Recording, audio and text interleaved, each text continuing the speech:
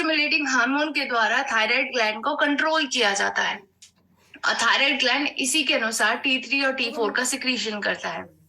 तो एक प्रकार ये सभी प्रोसेस हमारी एंडोक्राइन ग्लैंड से जुड़ी हुई है। इन सभी का कंट्रोल पिट्यूटरी ग्लैंड के पास होता है और एक प्रकार से ये सभी नियंत्रित प्रोसेसेस हैं।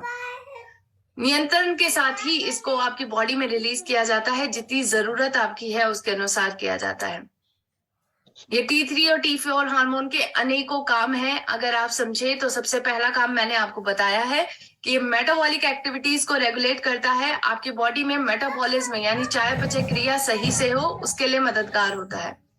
साथ साथ ये आपके डेवलपमेंट के लिए भी जरूरी होता है, चाहे वो बोन की हेल्थ को बनाए रखना, बोन के डेवलपमेंट में काम करता है, बच्चों के ब्रेन के डेवलपमेंट में काम करता है और इसीलिए बेहद इंपॉर्टेंट होता है।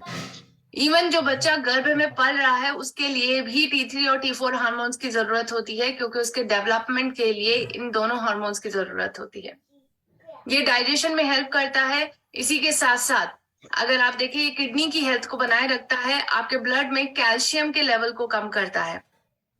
इसी के साथ अगर आप देखें कई न्यूट्रिएंट्स को ब्रेक डाउन करने का काम होता है T3 और T4 को, और इसी के कारण इसका बेहतर एब्जॉर्प्शन ब्लड में होता है। ये सभी काम ये दोनों थायराइड के हार्मोन्स करते हैं, इसीलिए ये बेसिक हार्मोन है जो हम सभी की बॉडी में पर्याप्त मात्रा में होनी जरूरी है। अदरवाइज हमें इसकी कमी के कारण बहुत सारी समस्याएं देखने को मिलेंगी, और अगर ये हमारी बॉडी में बढ़ जाए, अधिक मात्रा में पाई जाए, तो कहीं ना कहीं ये सभी समस्याओं का कारण बन सकती है। तो इसका नियंत्रण में होना बेहद जरूरी है।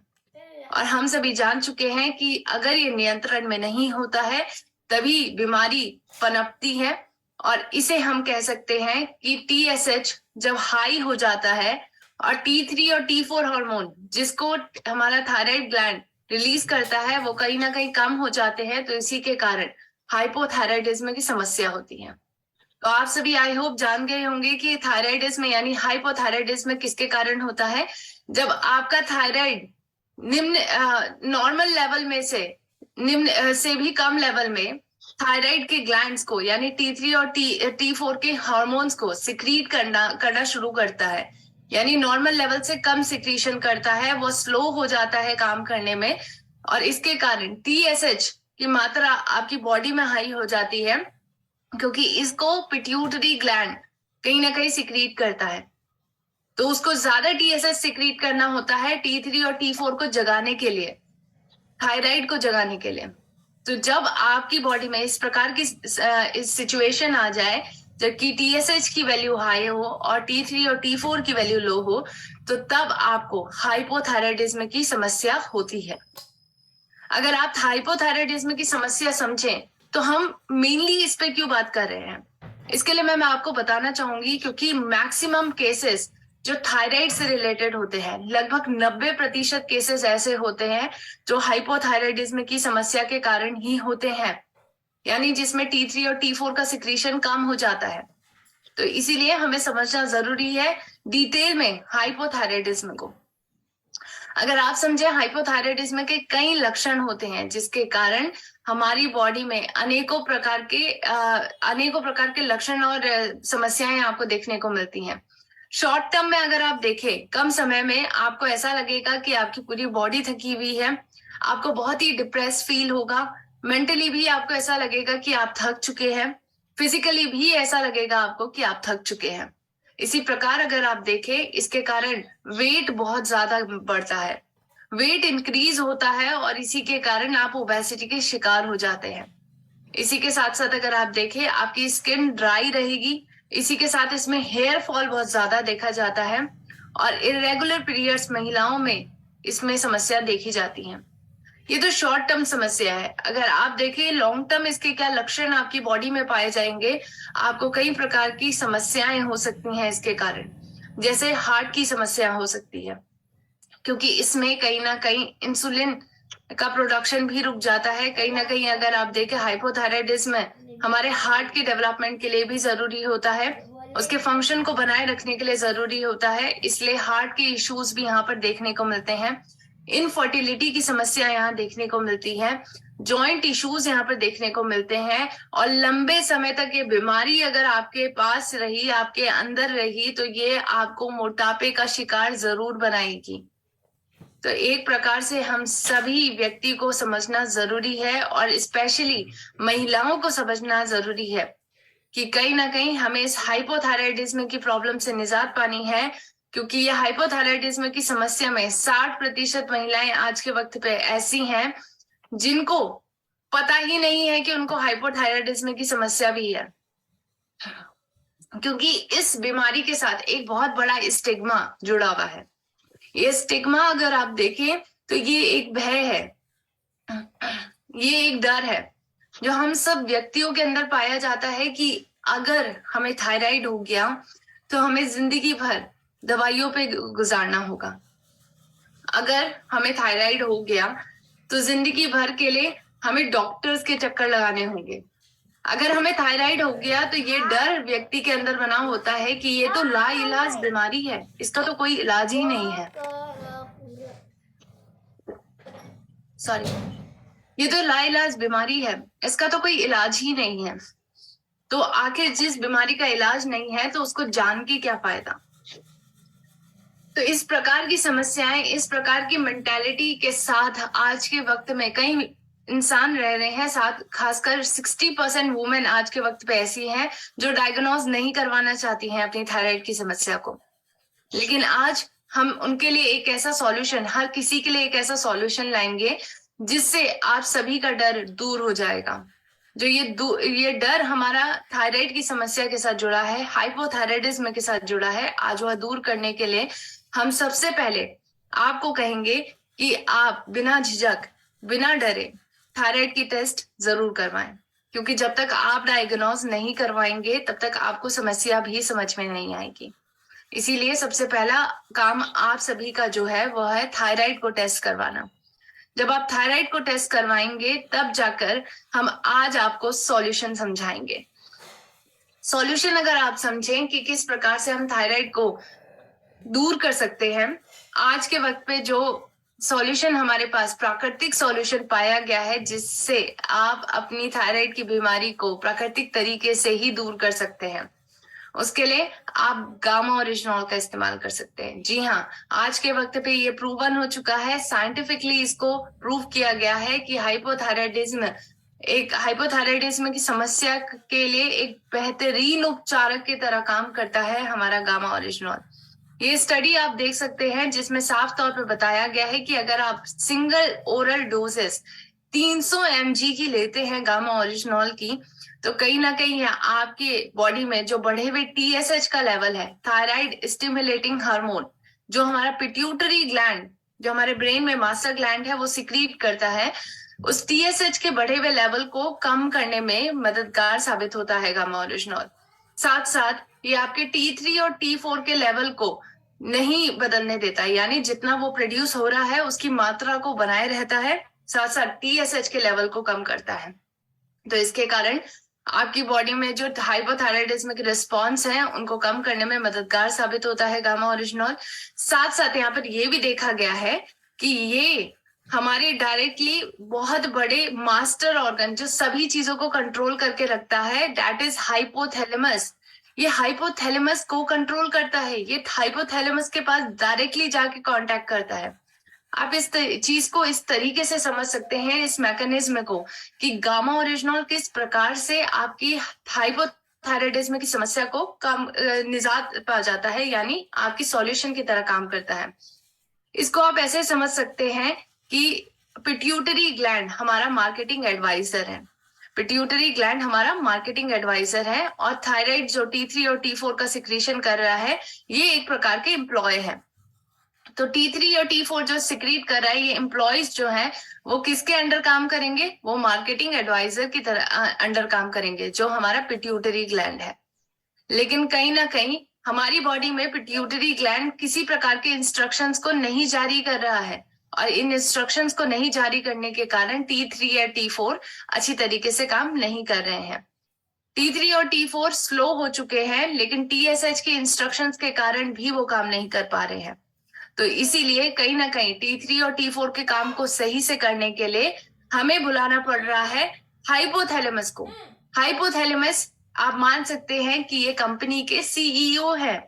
यहाँ पर गामा ओरिजिनॉल कंपनी के मार्केटिंग एडवाइजर से ना बात करके डायरेक्टली सीईओ के पास जा रहा है, हाइपोथैलेमस के पास जा रहा है, और हाइपोथैलेमस वहां से इंस्ट्रक्शंस को पास करता है पिट्यूटरी ग्लैंड को और थायराइड ग्लैंड को, और तब जाके इन दोनों के जो सिक्रीशंस होते हैं, यानी इन दोनों के हार्मोन्स को रेगुलेट करने का काम करता है हमारा गामा ओरिजिनॉल, हमारा हाइपोथैलेमस के इंस्ट्रक्शंस।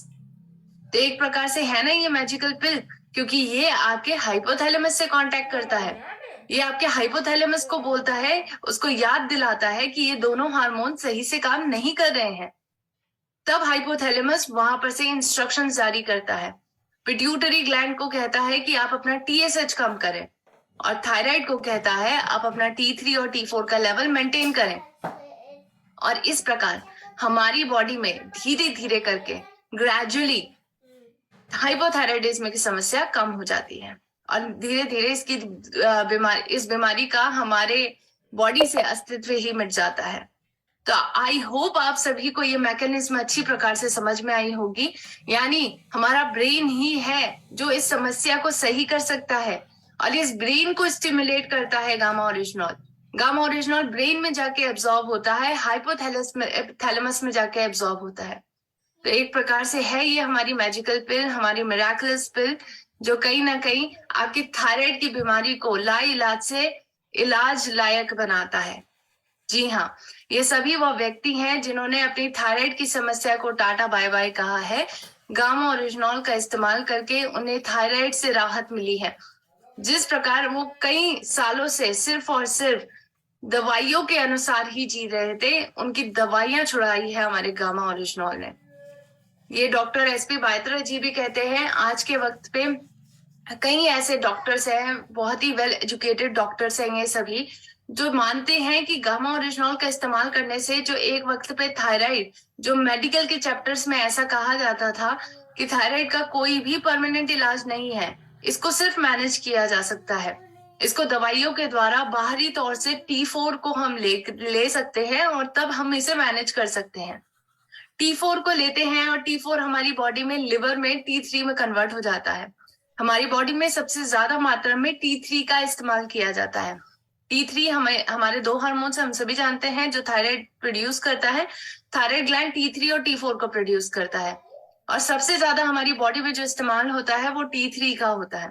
हम T4 बाहरी तौर से दवाइयों के माध्यम से लेते हैं, और हमारा लीवर इसको ऑटोमेटिकली T3 में कन्वर्ट कर देता है।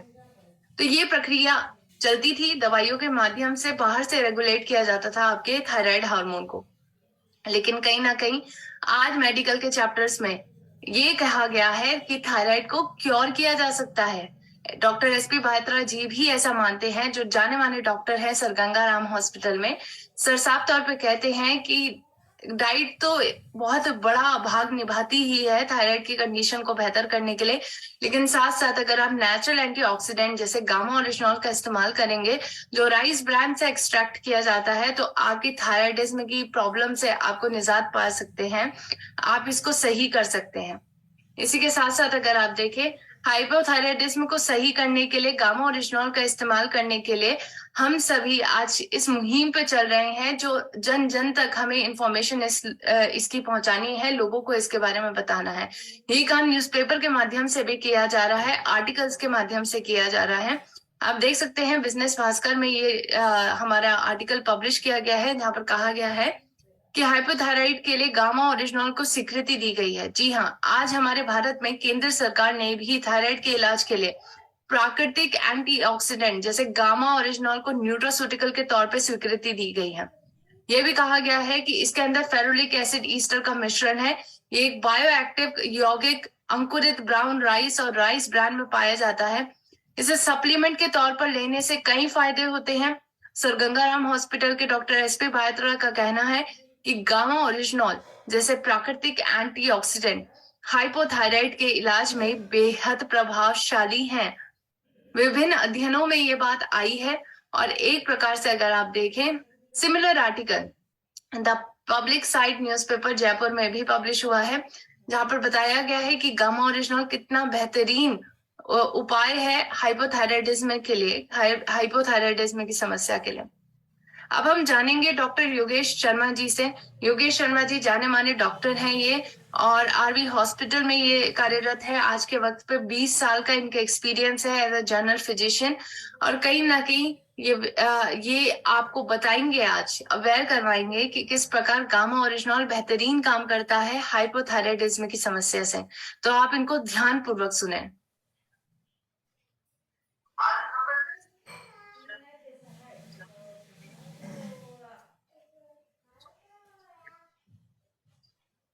diabetes,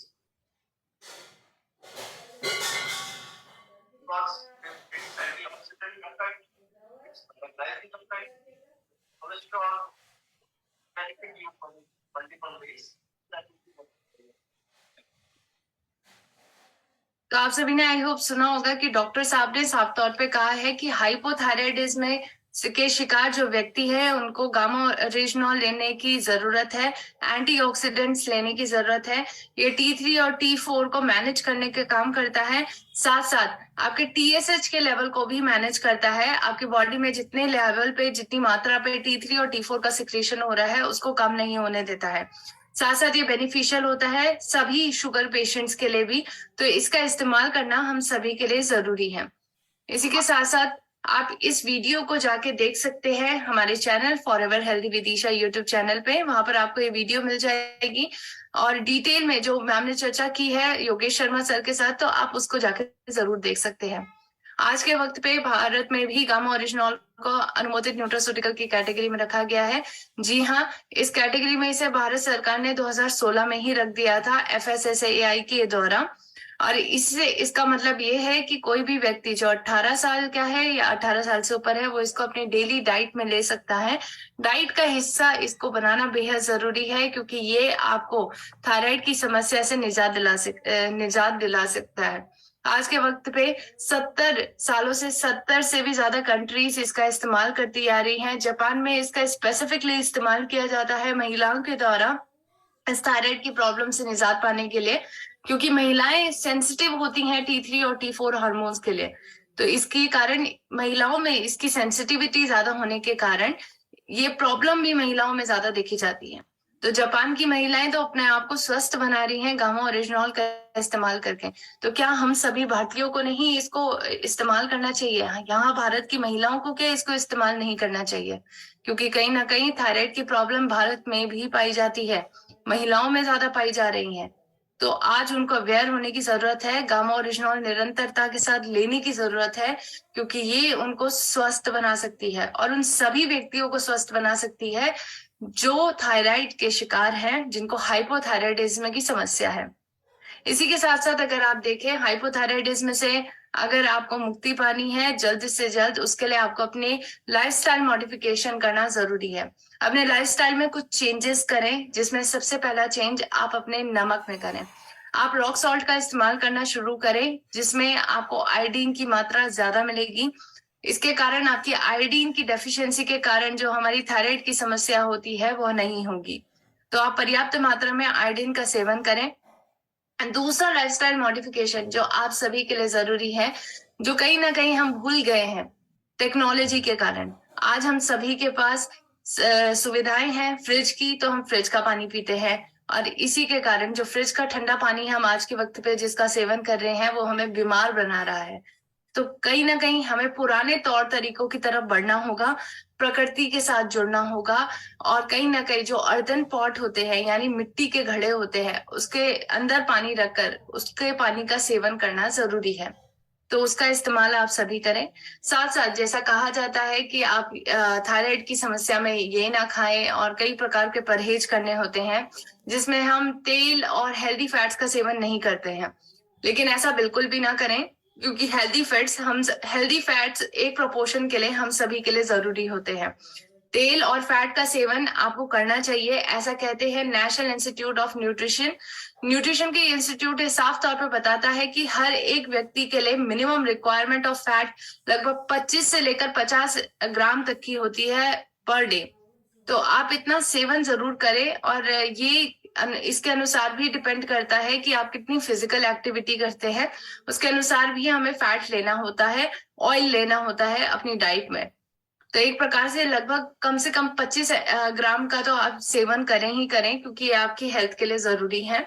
और इसी के साथ आप कैबेज खा सकते हैं, कॉलीफ्लावर भी खा सकते हैं, पीनट्स खा सकते हैं। वो आप प्रॉपरली कुक करके खाएं, या आपके लिए भी हेल्दी रहेगा। इसी के साथ आपको क्या नहीं सेवन करना है, आप अगर चाय और कॉफी पीते हैं तो आप पिए, लेकिन उसका कम सेवन करें। ज्यादा सेवन करने के कारण ये कहीं ना कहीं हमारे लिए हानिकारक तो वैसे भी होते हैं, क्योंकि इनके अंदर कैफीन पाया जाता है, और एक प्रकार से हमारे लिए अगर हम ज्यादा सेवन करते हैं तो ये बहुत हानिकारक है। इसके अलावा अपने डाइट में आप ज्यादा से ज्यादा फ्रूट्स का इस्तेमाल करें, ज्यादा से ज्यादा वेजिटेबल्स का इस्तेमाल करें। सीजनल जो फ्रूट्स और वेजिटेबल है उसको अपनी डाइट में हमेशा इंक्लूड करें। तो एक प्रकार से अगर आप देखें, इसके अलावा आप क्या कर सकते हैं, इसके अलावा होल ग्रेन्स का सेवन करें। जैसे गेहूं है, गेहूं का आटा, गेहूं के आटे की जगह आप होल ग्रेन्स जैसे मोटे अनाज होता है, मोटे अनाज का इस्तेमाल कर सकते हैं। रागी हो गया आपका, इसके अलावा और जो मोटे अनाज होते हैं, बाजरा, इन सभी के आटे का इस्तेमाल आप कर सकते हैं। इसी के अलावा दालों का इस्तेमाल करें, हेल्दी फैट्स का सेवन करें। इस प्रकार आप बेहतर तरीके से हेल्दी रह सकते हैं। इसी के साथ अगर आप देखें, एक और लाइफस्टाइल मॉडिफिकेशन जो आप अपने अंदर अगर नहीं डालेंगे तो कहीं ना कहीं आपके हर एक एफर्ट निष्क्रिय हो जाएंगे। ये आपके अनेकों प्रकार के एफर्ट्स के लिए जरूरी है कि आप एक एक्टिव लाइफस्टाइल जिए। एक्टिव लाइफस्टाइल में आपको अपने लिए 1 घंटा निकालना है। इस 1 घंटे में आप 40 मिनट एक्सरसाइज कर सकते हैं, अपनी क्षमता के अनुसार करें। कोई भी एक्सरसाइज जो आपको पसंद हो, अपने पसंदीदा अनुसार ही आप कोई एक्सरसाइज करें। योगा कर सकते हैं, एरोबिक कर सकते हैं, जुम्बा कर सकते हैं, अगर आपको डांस करना पसंद है तो इस प्रकार की एक्सरसाइज आप 40 मिनट करें। बचे हुए 20 मिनट में आप योगा जरूर करें। योगा और ब्रीदिंग एक्सरसाइजेस हम सभी के लिए बेहद जरूरी हैं।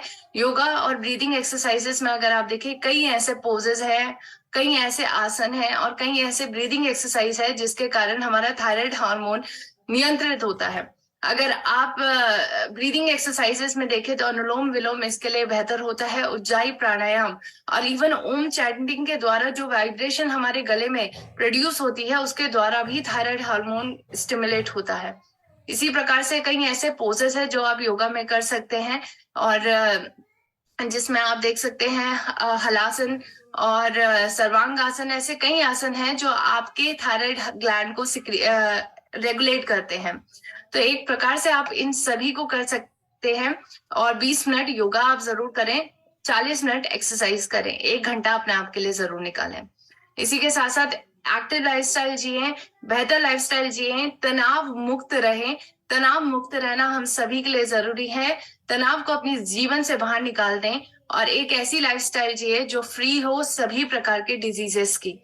तनाव को मुक्त रहने के लिए आपको फॉरगेट और फॉरगिव, इस प्रिंसिपल को ध्यान रखना है। फॉरगेट और फॉरगिव यानी आप क्षमा करें, क्षमा मांगे अपनी गलतियों के लिए, और क्षमा करें उन सभी व्यक्तियों को क्षमा करें उन सभी व्यक्तियों को जिन्होंने आपको तकलीफ पहुंचाई है। इसी के साथ साथ आपको भूलने की कला भी आनी चाहिए। अगर आप भूलने की कला जानते हैं तो आप तनाव ग्रसित कभी नहीं रहेंगे। इन दोनों प्रिंसिपल्स को आपको ध्यान रखना जरूरी है, और अब आप जी सकेंगे free life, disease free life, क्योंकि ये कहीं ना कहीं आपको हाइपोथायराइडिज्म की प्रॉब्लम से निजात देगी और कहीं ना कहीं आपको रोग मुक्त बनाएगी। सो आई होप आज के सेशन में आप सभी को काफी कुछ सीखने को मिला होगा। थायराइड की समस्या के बारे में आप सभी ने डिटेल में जाना होगा। इसी के साथ मैं अपनी वाणी को आज विराम देती हूँ, और आप सभी